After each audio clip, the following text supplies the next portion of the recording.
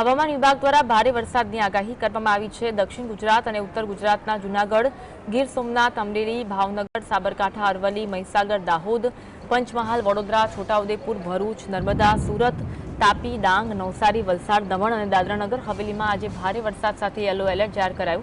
16 ઓગસ્ટથી પાટણ સિવાયના તમામ જિલ્લાઓમાં અતિભારે વરસાદની શક્યતા છે, જે આગામી 7 દિવસ સુધી ચાલુ રહેશે।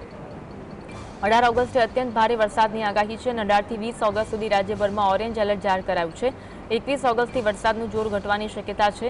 માછીમારોને 18થી 20 ઓગસ્ટ સુધી દરિયો ન ખેડવા માટે સૂચના આપવામાં આવી છે।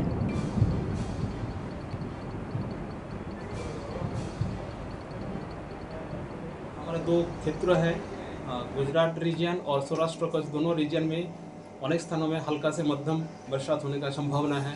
और गुजरात स्पेशली गुजरात रीजन में पूरा सप्ताह में 7 दिन के लिए हेवी रेनफॉल का वार्निंग है।